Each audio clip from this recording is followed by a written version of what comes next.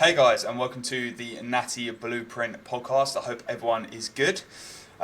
This is our first episode, so we're going to see how it goes. Both me and Denny are virgins, podcast virgins, when it comes to this. So you're going to have to bear with me. I think you've done like little bits of podcasts, haven't you, and stuff. Yeah, But not quite in this format, but yeah, so I'm a complete noob. So we'll see how this goes. Hopefully it's going to be all right, and hopefully we can get some avid listeners in. But yeah, obviously this is the Natty Blueprint podcast. We're going to try and promote natural bodybuilding within this podcast. We're going to talk things just about our daily lives. Denny's competing earlier next year. I'm competing at the back end of the year as well, so we're going to be able to cover our preps and the whole process. But anyway, Denny, do you want to introduce yourself? Tell me a little bit about yourself, mate. Obviously, I've known you for a few years, but let the people know who is Denny. will do. So, Denny, I coach full time as of last year, so I've been coaching for about 12 months now. Complete change to what I was doing. I've always been in the kind of fitness industry, and then I kind of took it upon myself. I got a little bit of fortune in terms of working with someone else, but yeah, coaching is my thing. Plans for next year is to be somewhat of a competitive bodybuilder, if we can call it that. I'm currently just a hobby builder, so until I step on stage, it will be, then I'll be an official bodybuilder. But yeah, that is me, 29 years old, unfortunately, and that is about it. I'll let you introduce yourself now, You're Max. old and cooked now, mate. I'm done, mate. I've just turned 25. Everything I've done now is just not even a bit. Anyway, I'm Max. So I've been coaching now for probably over 5 years, which is kind of crazy. Got into training when I was young. I was about 15. Was very sportsy as a kid. Played rugby, football, and then did boxing for 3 years. And then basically my boxing mentor told me that I was weak and needed to go to the gym and build a little bit of muscle. So at the age of 15, walked into the gym for the first time and then just got hooked from there really. Started following all the Gymshark boys. This was back when like David Lade was at like the top of the game. So I bought David Lade's program and it absolutely buckled me, and that's why I pinged my QL out about 5 times, which seems like it's a reoccurring injury, to be honest. But yeah, done that, and then in 2019 started the Alpha Elite Summer Shredding, and I think I got through like the second round or something, and then I realised only Americans can win it, or it seems to be that way anyway. So yeah, then I decided to enter a contest prep at 10 weeks out. So yeah, then I competed as a team with the UK DFBA and the BMBF, came second with the BMBF, and then came third with the UK DFBA as a team. Then carried on, went into an off season and started my coaching as well after the back of those 2 shows, just wanting to help people. I coached for probably over a year for free, which is kind of crazy. Like in nowadays, like you wouldn't hear anyone do that, right? But yeah, back then I was so new. Obviously I was young as well, so I was still a teen, so I just wanted to gain some experience. Then went into an off season until 2022, competed again as a junior. Didn't go so well. And then yeah, just pretty much from there kept coaching, kept doing the whole bodybuilding process, doing the do. 2020 I won a British title with a team, which was pretty cool. I prepped Bruno, which funnily enough Bruno actually beat me in my first show, and then he jumped on board with my coaching, and then we won a British title the year after, which was pretty cool. And then yeah, 2023 there was more competitors on stage, which was cool. That was probably my first year like where I actually felt I was doing a good job as a natural bodybuilding coach. Like I could really put people on stage and get good results, and as a result of that, I had like a 92% placing percentage, which was pretty cool. And yeah, it was just overall a really good season. So now I'm currently in an off season, but I'll be starting prep in March for my 3rd season, which will be interesting for sure. Nice. Just going back to your coaching thing, at what point did you think you was ready to prep someone as opposed to just coach them? So obviously my first client who stepped on stage, he was someone who beat me, and he beat me in my first show, right? And he then asked me to coach him. Weirdly enough, weird how this game works, but Is that Bruno? Yeah, that was Bruno. So he asked me to coach him when we came out of prep. So he finished prep, I think a week earlier than I did, because I had one more show. And then I started my coaching probably about a month after my last show. And he jumped on board. And yeah, he basically said to me that he wanted to compete again the following year as a team. So then we started obviously the prep. That was in 2020 as well, where it was like lockdown and things, and it was all COVID and stuff. So it was a tough prep, but I think because I already had that kind of relationship with him prior to starting the prep, I then felt quite comfortable to just, take him through a dieting phase. Of course, as well as doing so much research, listening to so many podcasts, like just trying to gain as much knowledge on it as I possibly could. And obviously I had the experience there of me doing it myself as well. And I knew that he had done it before as well. So it was kind of like a collaborative effort for that first one. But it worked out well. He won a British title at the end of the day. So we definitely did something right. Yeah, he's Portuguese, isn't he? Is he Portuguese? He's Brazilian. Brazilian. Oh, okay. Yeah, he's. I don't know what he's doing now. Actually, he's got a very very good rig on him, but yeah, unfortunately, I think he's hung up the posing trunks for now. He's transitioned into CrossFit.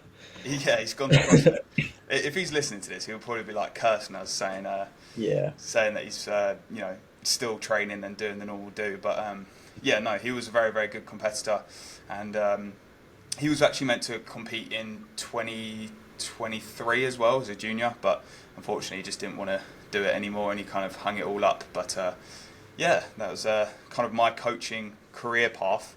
What about you, mate? What kind of made you want to start coaching? Because obviously I've known you for a long time, like quite a long time, like 5 years now probably. Yeah. So Yeah. for me, I've always kind of wanted to do something in that space, whether that be like PTing or teaching people in some way. And it wasn't until I got coached myself, I was like, oh, I think I could potentially do this. But I had the worst like imposter syndrome ever. I was like, no, I don't know enough. I can't help people. And then it was actually off the back of a breakup. I was like, do you know what? I'm just gonna start doing something for myself. Sort of focused on that. Started my own little coaching. I don't know if you remember it, Ascension coaching. Yeah, yeah. Back in the day, that was like, God, like 15, 16 months ago now. Got up to an amount of clients that I was pretty happy with, but then obviously branched out into something slightly different. But yeah, for me, I always wanted someone like me when I first started, because my biggest mistake was just not getting a coach. Obviously, I've been in the gym environment for like 11 years now. I've had a gym membership for 11 years. I'm just showing my age there. Yeah. Um, but yeah, wasted so much time when I first started. So that's kind of what I want to do for other people, is take that first sort of third out of their journey, like when they first start, and just accelerate them, teach them, and get them to where they want to be. Because I think so many people just unintentionally waste time in the gym Yeah. because they just don't know enough. You don't know any different, and we've all been there. For example, you done the David Lade thing. Was that the best to build muscle? Probably not. But we've all been there. I used to train late at night. I used to take pre-workout at 10 p.m. Finish the gym. I'd walk home from the gym. It was mental. So yeah, just get people in a good spot to kind of save wasting all that time in the short term. Yeah, yeah. I think that's the same for me. It was just like I was already being coached when I started my coaching, and I was like, I want to do this for other people. And obviously I was quite young at that time anyway, so it was a case of, if I can help people around my age, then that would be great. Because obviously my kind of demographic at that point in time, me being young, I'm only going to attract younger people. I'm not going to attract older people at that point. So yeah, that was very much the same for me. It was just like, how can I help people? Like I was already doing like YouTube and stuff, trying to, I probably had terrible knowledge back then. I'd hate to go back and watch those. But yeah, it was just a case of like, how could I help people even more? And then yeah, it's obviously just snowballed from there really. But yeah, it's when you kind of, I don't know about you, but even though you are a coach, you sometimes don't really feel like you're actually like fully 100% of a coach. Yeah. It's hard to, you never really kind of feel like it's a bit surreal really sometimes. Like, Yeah, obviously you don't look at yourself the same way other people would look at you. yeah, yeah. Yeah, But then I look at my coach, like AJ, and I'm like, he's the coach. But I wonder if he feels the same. I don't know. But yeah, yeah, it is kind of crazy.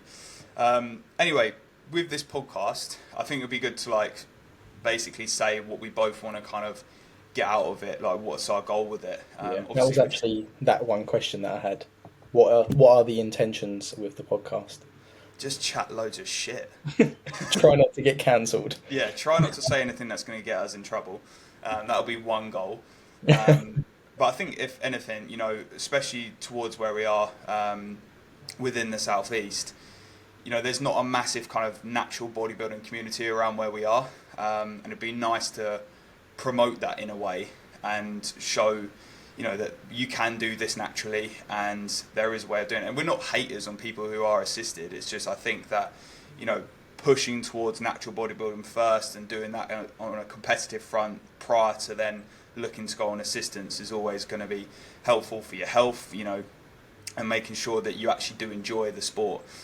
So if we can kind of get that out of the podcast and, promote natural bodybuilding and in more of some shape or form, and also build a little bit of a community around our area as well. We can get some really good natural bodybuilders who are in our area on this podcast and, promote them as well. So yeah, it's going to be an exciting time. Yeah, But yeah, we just got like to get through the teething problems first. yeah. Well, I mean, we'll see if this one actually ends up live. And also, like, especially in our gym, no one's doing this, and it's quite nice to be almost. I feel like we're like the first doing Yeah. it as such. I'm sure there's loads of other people doing it. Like, I watch a few podcasts, but it's nice to be like, okay, this is something new, novel. Hopefully, it takes interest of people. So Yeah. it's just something different, which hopefully in a year's time we can look back at this first episode and be like, yeah, that was pretty terrible, but we've got better. We'll cringe throughout the whole. Everyone's going to see my chair as well. If anyone's looking at my chair, this is why you don't get cats, because they just rip everything to pieces. And I try to keep the cats out of this room, but they sometimes get in. Hence the litter tray as well there, or the litter Yeah. bag there. That's So yeah, if anyone's a wondering, business expense, a new chair. yeah, business expense. I need to. Problem is, this one's like really comfy. I actually got this from work, and they just gave me this for free, and I was like, oh, Oh, nice. nice little chair. I should probably address that as well. I'm a coach, but I also am a full-time medical engineer. So there is that on the front as well. Yeah. And I'm also studying for a degree in engineering. So there's quite a busy life at the moment. Yeah, tell me a little bit about, because I never understand your job. What is it you actually do? Like, what is your role? So my role is basically bringing a design. So I'm a production engineer. So I basically bring a design of a medical device and formalize that into production. So I'll take it through its kind of validation and all that, find all the design snags, and then build the production up. So it's kind of nice, really. Like my job, you turn ideas into kind of reality in a way. So you have this concept of this design, and then you kind of take it through this period and this process, and yeah, you can kind of just see it kind of fruition into an actual product, which helps people. They go into hospitals and private centres and stuff. So yeah, it's a pretty cool job. Like I do enjoy it, and I've been doing that for over 5 years as well. I started there when I was 19, so I'm still doing it now, and I really do enjoy it. So it's kind of nice to have a couple of things that I really enjoy. Like I enjoy my job, and I also enjoy coaching. So I don't feel pressured to do one. It just feels like kind of routine and clockwork, so to speak, when it comes to working and then also doing coaching as well. Would you ever like to just do one, or is it always going to be side by side? Who knows what the future holds, mate? Who knows? I mean, you're getting busy. Let's just say that way, and you got a lot of. I am getting busy, and it's Obviously, getting scary. you've got me on stage next year. You're gonna have a bunch of other people on stage, yourself on stage. So it all lends itself to you just attracting more, which should be quite interesting. Yeah, it's kind of funny actually. I checked it with AJ this morning, and he was like, "You need to make sure you prioritize yourself and time for yourself, where you spend time just chilling out and doing nothing." So obviously, I'm telling him like, "Oh, this week I had uni exams or assessments, and this happened at work, and we've got this project, and like I've got to set up a couple of clients or something." And he's like, "Please just make sure you're actually chilling out, because that will be, a fundamental part of the prep for, stress management and stuff. And I don't want to go down the kind of the same experience that I went down in 2022, where it was a lot of external stress. Admittedly, that wasn't from a workplace or coaching, but that was still an additional stress that I probably didn't tackle within that prep, which then led to the result of me not placing and me just. I would actually say that was probably the one time where I kind of fell out of love with bodybuilding a little bit. But Is that like after the fact it happened or during? after the Yeah. when I'm in a prep, mate, I'm so locked in. I kind of I'm just focusing on the day. I don't, everything else. It's so tunnel vision. Like I'm not focusing on anything else. And I just, kind of do the same thing every day and everything like that. But when I finished the prep and got off stage, I think because from 2019 to 2022, I literally was Mr. 100%, like to a T. Like I did not miss a beat. And I had zero flexibility at all, which probably affected my life in some ways, right? I missed out Yeah. a lot of younger years, which I probably should have been doing some stuff, but, it is what it is. And then, it just came to that show day, and then after that show day, I just remember feeling a little bit kind of lost. But luckily, I had obviously AJ there, and he kind of gave me a little bit of guidance and stuff through that period. But it was tough. Like I remember, I think I posted if you go back to my show day post, it was like I'm now turning into Mr. 95%. Yeah, I actually Lasted, remember that post. yeah, Yeah. yeah, and that lasted about a week, and then I went back to Mr. 100% again. But I remember I did feel quite lost for a little time, Yeah. and especially with everything going on, like for a breakup and stuff as well, which was tough, and there was a difficult situation. So yeah, It's, there was it's there was a lot on my experience, though, plate. isn't it? It's Yeah, experience. Like, obviously, I've got the experience from this year just gone in terms of what to do better next time. You've got your 2022 prep as experience to probably know, yes, there is a time and place for 100%, but there's also a time and place to chill out, spend time with other people, yeah, because otherwise you're just going to be a robot who's unsatisfied with life. yeah. And to be fair, like it's something I say to my clients a lot is like if you are in a gaining phase, just chill out a little bit. Like if you want to go out and socialize, go out and socialize. Like Yeah. that mental kind of stress or that mental reduction in stress from you going out and enjoying yourself and socializing and stuff, You can you'll probably only come back. myself at the moment. That's Yeah. Daisy, isn't it? Yeah. Going mental. But yeah, if you can reduce that stress through going through social occasions and just doing other stuff that you enjoy rather than bodybuilding, that's only going to make your process better because you're going to be more mentally fresh to then attack your bodybuilding journey.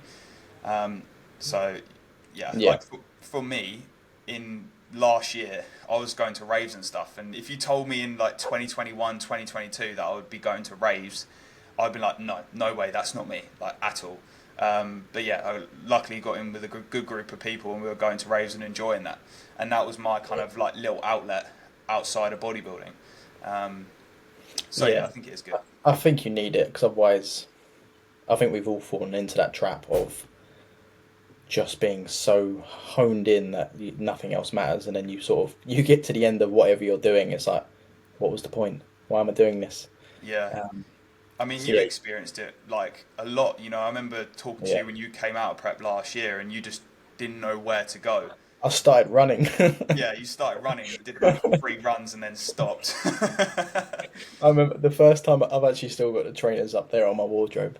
The first time I went for a run, I got these stupidly obnoxious coloured running shoes. Trained legs in the morning, went for a 5k. I've never done a 5k in my life. I was like, yeah, this was alright. Pretty good pace. The next 4 days, I was just dead. Like my Battered. legs didn't work. But yeah, it was like almost like an identity crisis. It's like, do I even love bodybuilding anymore? What do I want to do? Like, do I want to coach people anymore? Like, it was fully like, what am I doing with my life here? Because everything was so blinkered, and obviously I Yeah, had a lot of external pressures, my own pressure, and it just ended up sort of like snowballing to the point where I was like, I don't know what I want from this anymore. But I think you also need to experience that because now, like, I've got this. I was speaking to who was I speaking to the other day? Dan in the gym, and he was saying like about prep and everything. I was like, I've got this unsort of scratchable itch at the moment to do it, as in Yeah. step on stage, and I just want to do that for myself. Whereas last time it was a lot of I want to do it for not other people, but like I was pleasing a lot of other people. The pressure was there, but this time it's like no, I want to do it because I want to do it. Yeah. So yeah, it was an interesting time, and obviously I went away shortly afterwards as well to Madeira, which I think helped because Yeah. it was like almost like a switch off. Come back from Madeira, and then I'm pretty sure since then we've been fully locked in. I guess we can call it. Yeah, for sure. I think that time away for you really helped you mentally just kind of separate yourself from that kind of tunnel vision of prep. And I think a lot of people do experience it. Like I post a lot of my stories when like first timers give me questions and stuff, and I'm always like, just focus on the goal of prep is getting through prep.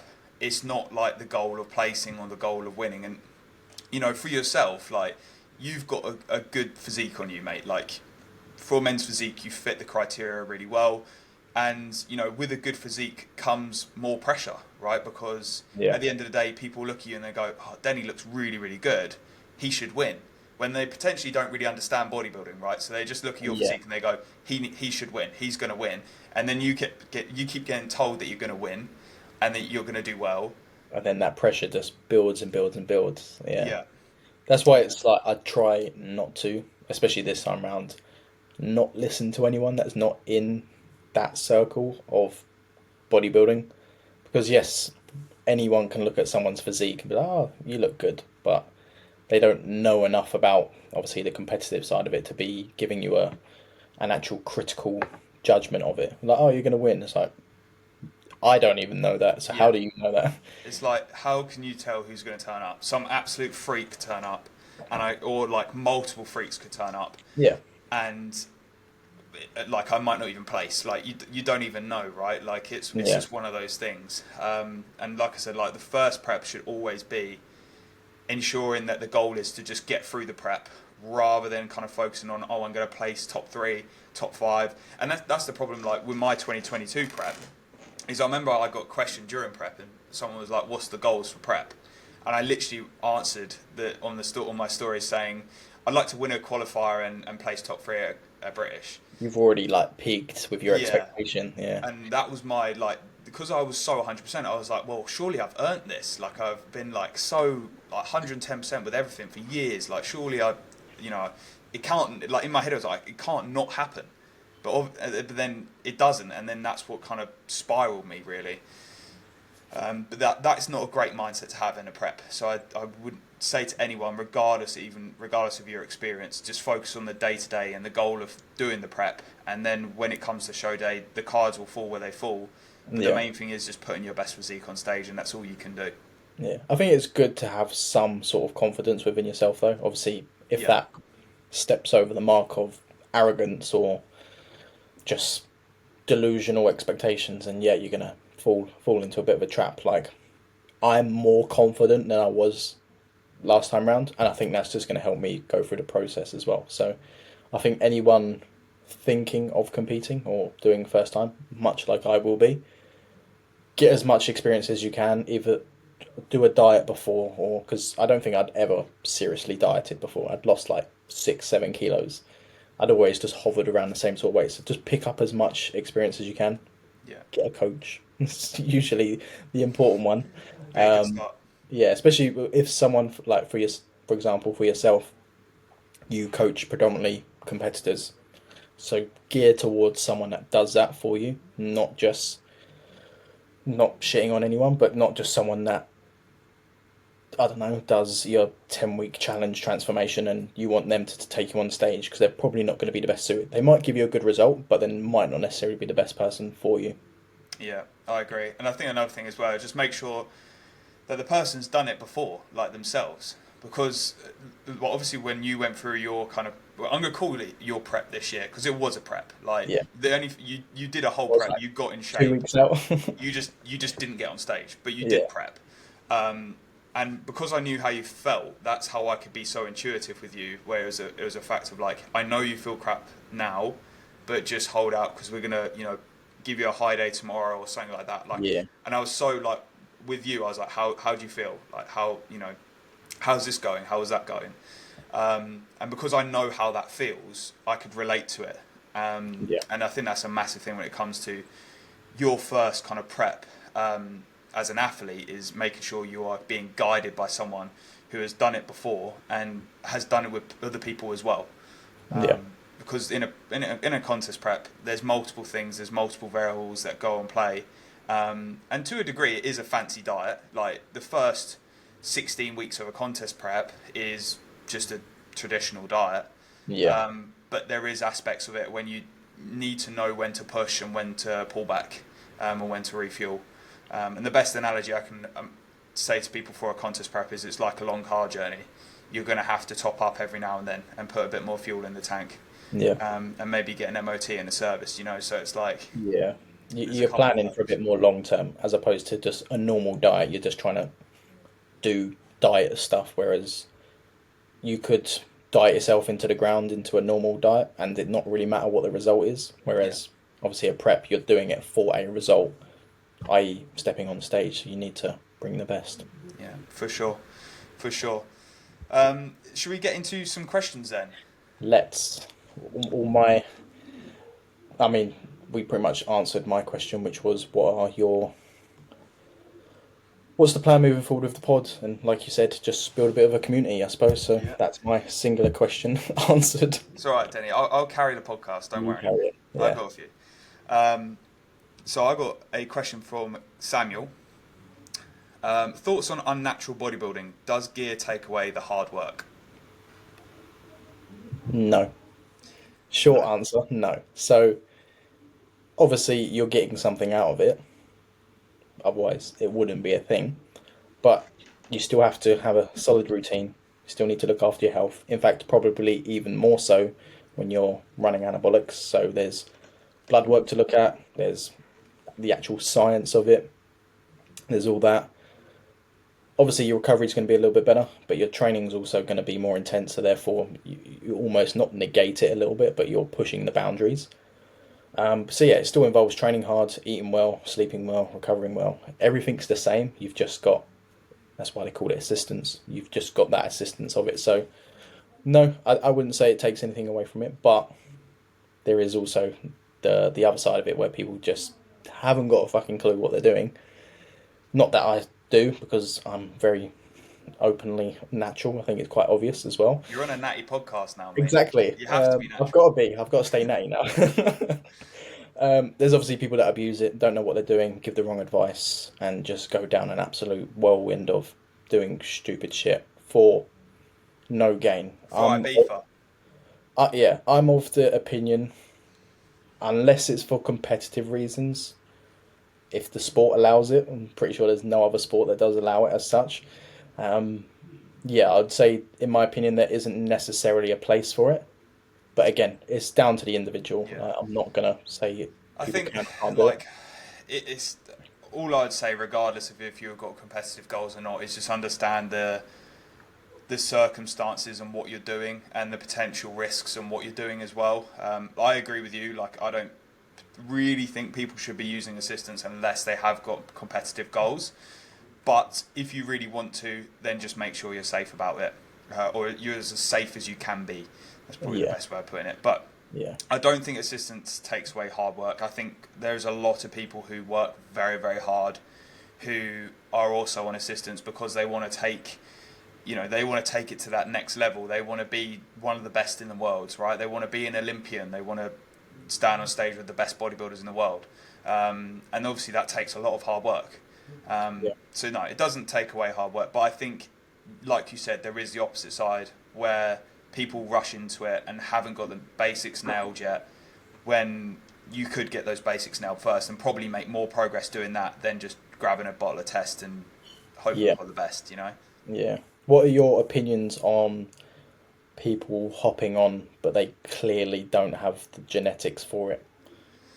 Obviously, no, you don't ever know what someone's response to anabolics is, but let's say they've been running it for a year and they're Nothing's not happened. looking the best, or Yeah. they've got so many side effects. What are your kind of thoughts on that?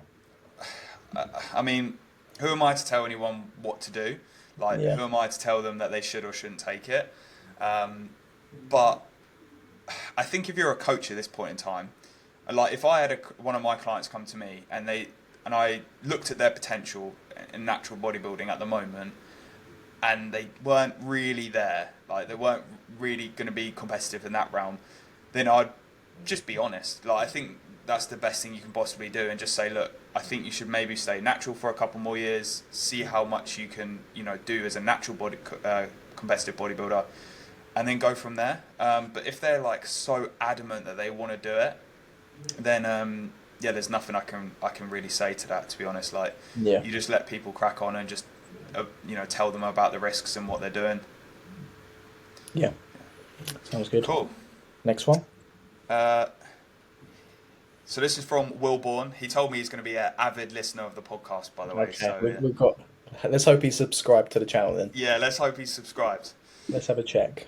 Have a quick check. So, is being optimal in the gym holding people back? There could be some context to that, but yes, it can. For example, if you're so I used an example with someone I trained with the other day. Actually, it was, let's use tempos as an example because that is considered optimal. If you counting your tempo throughout the entirety of a set is the thing that, in terms of you constantly thinking about that in a set and you can't maintain it because you're so fixated on counting 1, 2, 3, and that takes away from your effort, then yeah, it's probably not worth doing. Same with, I don't know, if being too optimal stresses you out. For example, if you can't control the variables for one particular day and it ruins your session, it's probably not worth being optimal, because the fact that you wanting so badly to be optimal and then something goes wrong, then in your head suddenly it's not worth doing. Throws everything out the pram. But I do think there is some merit. It's kind of like the science-based / bro bodybuilder kind of debate as well. Yeah, that's I think the you route just I need to was be going somewhere in the for. middle. Somewhere in the Yeah, middle. For example, if I don't have my normal pre-workout meal, and I have fallen into this trap before, it's not going to make that much of a difference. Sure, maybe if I had a bit more water, a couple of grinds of salt, yes, I'd probably get a better pump, but it's not going to be that noticeable. And often when those variables get affected, it goes the wrong way for some people. Whereas there were plenty of times when I didn't even think about those variables, and I still had a great session. So yeah, yeah, it's a yes and no question answer. Sorry.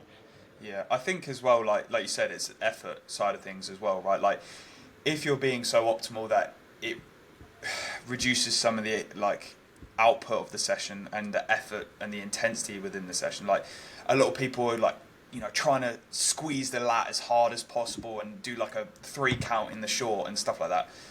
Maybe just put on another plate on the machine, mate, and just get a bit stronger.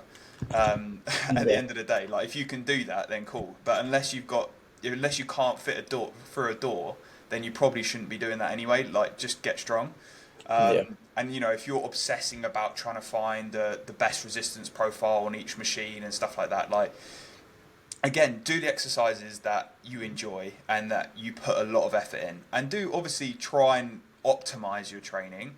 But if you find that optimizing your training is taking away, then do what you enjoy. Like there's probably some bits of my training that are not optimal, but at the end of the day, I enjoy what I'm doing. Like for example, I do 2 presses that are very heavy in the short. Doesn't Yeah. necessarily make sense, right? But I enjoy those presses. They align well for me, and I progress them well. So at the end of the day, I will continue with that. And like with you, yesterday pulling 235 for a single, Yeah. is that optimal? No, but No. But do I enjoy it? Yes. yeah. And what did Same that with bring you? Yeah. Same with deadlifting in general. Is it the best exercise for bodybuilding? Probably not. Like the fatigue to stimulus ratio is probably well off. But I'm more likely in terms of just hinging in general. I just like it. Some people don't get on with it, but the fact that I enjoy it means I'm going to stick to it longer. I'll be able to have more output on it because I enjoy what I get from it, and I do think it has massively helped. And my deadlift is now the strongest it's ever been, and I'm not even nearly as heavy as I have been. So yeah, it's going You well. could also argue as well, like for you doing that single, the load exposure from that, right? When you touch anything below 235, it's going to feel a Yeah, lot easier, and yeah, it's also going to build that confidence in that when you do like 220, like I saw your 220 warm up, you could probably get that for like four or yeah. five reps That's now, literally right? what I looked at. I was looking at it this morning. I was like, I could probably get four, maybe five at a push at that. Yeah, But then you look at what my working set was last week. I got 205 for seven, but I can pull 220 smoothly. So that's just my own head getting in the way there. Yes, I'm still getting some stimulus out of the 205, of course, but I think a lot of it was I didn't know I was capable of doing it. But now I've pulled what close to 240. I should be going 210, 215, really, yeah, maybe for like five-ish reps. yeah. I agree. I agree. Are we Good. able to pause this? Because I need to use the loo. Is there a It pause needs a function? wee. I don't know how to pause it. We're just gonna let it run. I'm gonna be really, really quick. I'm just gonna have to try and hold it down, mate. I'll keep carrying the podcast. Yeah, Don't you, worry. you I've got a carry lot of on. questions. You talk about your cat or something. Yeah, I got a new cat. Her name is Belle. I picked her up on Boxing Day. Long old drive. Went to Wales for Christmas. Travel back on Boxing Day, all the way up to Luton, and then come back down to the southeast. So it was a long day of driving. But I've got a small little kitten now called Belle. And if you follow me on Instagram, you will probably get daily updates of the Belle situation. That didn't sound right. But yeah. Anyway, Wilborn has asked another question. Does more volume lead to more hypertrophy? Um, if you can recover from it, yes. That's all I can say. If you can recover from doing more volume, then potentially there is an area where you can get more stimulus. Okay. But there also is a caveat there, which is you can only do as much volume as you can recover from.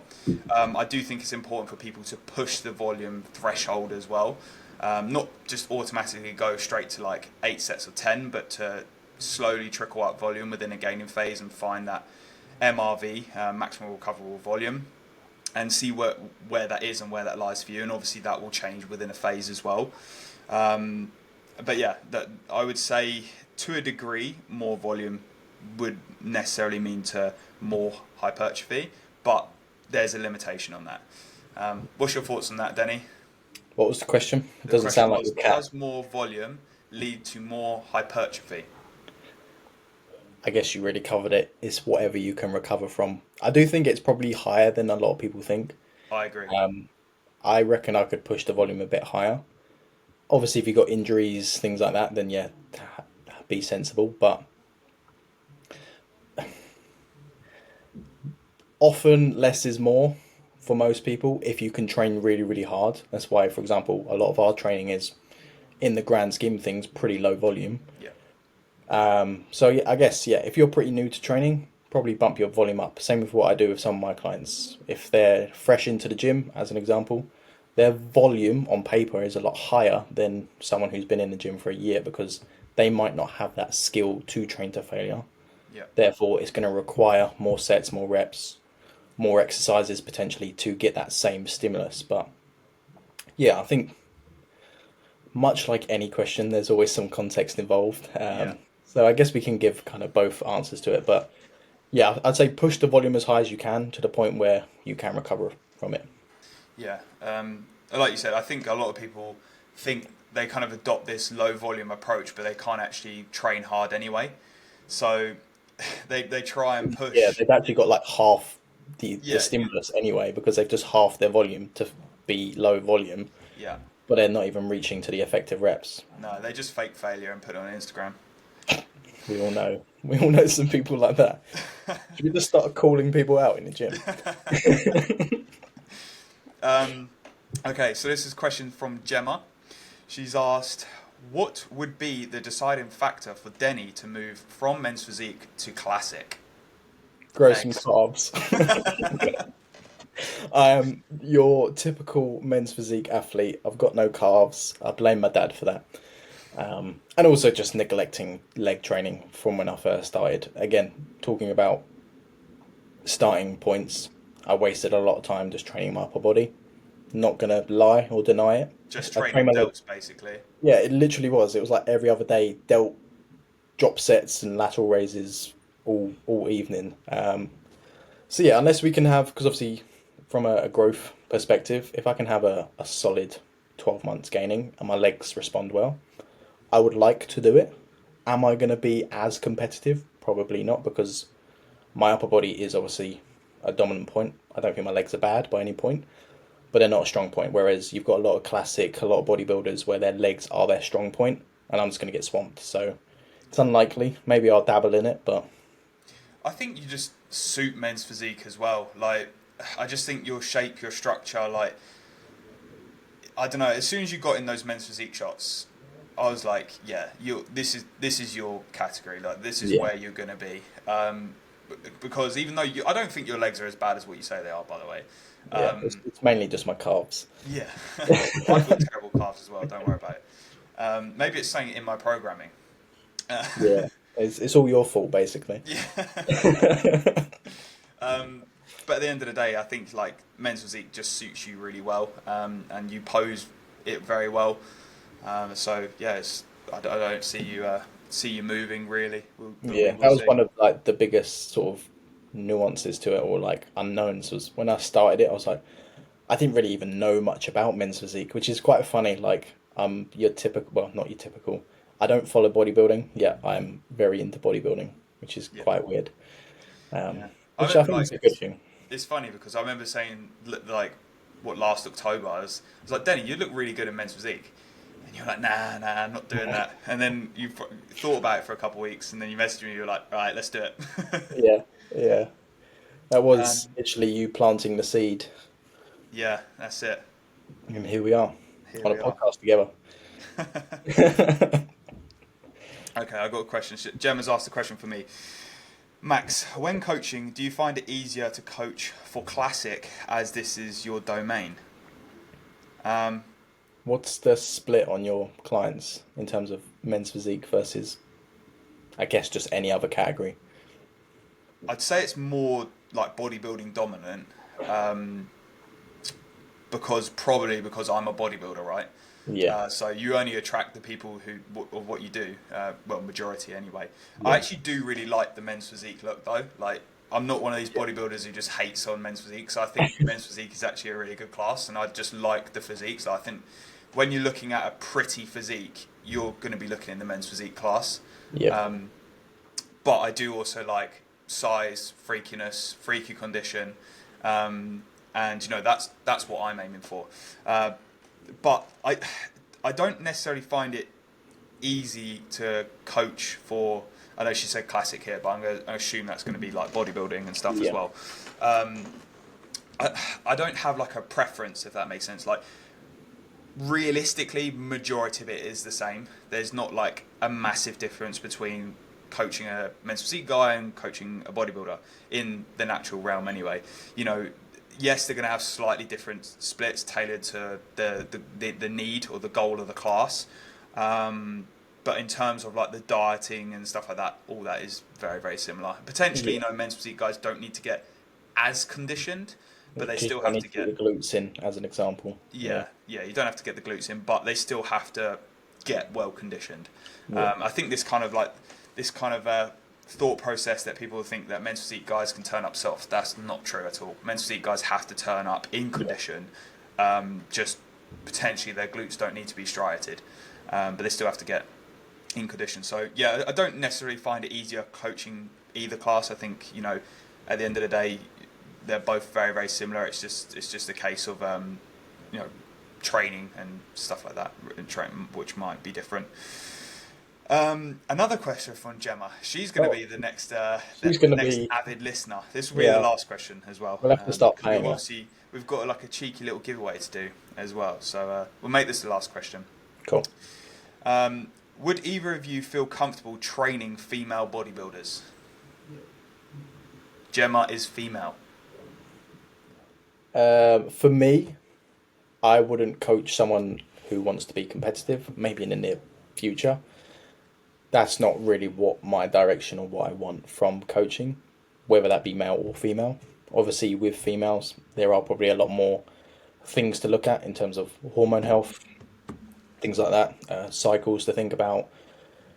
So, this is just me. I wouldn't have enough knowledge to even, I don't think, maybe I could prep someone, maybe I couldn't, but especially when it comes to females, no for me. But predominantly my client base is female, just a lifestyle female. Yeah. So there are obviously similarities to it, but for the most part, when it comes to bodybuilding, I think coaching female bodybuilders is far away from the realm which I'm comfortable with. Yeah. What I'm going to say to you, Gemma, is link in bio for coaching. Um, And if you don't want to compete, link in bio for coaching. but no, like at the end of the day, the females that I have / had on my team, they've always, I've always kind of promoted the same thing, right? Like kind of train hard, and really really push in the gym and stuff like that. And yeah, obviously there's a little bit more complications when it comes to cycles and stuff, but I would feel comfortable coaching a female to stage. It would just be a learning curve because I've not done it before. But at the end of the day, is there a massive difference? Like realistically, like yes, like I said, there's going to be more complications, but it's not going to be game changing that you can't work around it. So yeah, I would feel comfortable. I'd actually quite like to do it at some point. I'd like to have more females on the team because my coaching roster is mostly males, so it'd be nice to be able to have some females on the team who have got competitive goals. But yeah, I suppose that's kind of it for that question, really. Anyway, do you want to introduce the little thing that we're going to be giving away? Have we finalised it yet? No, but we'll do it.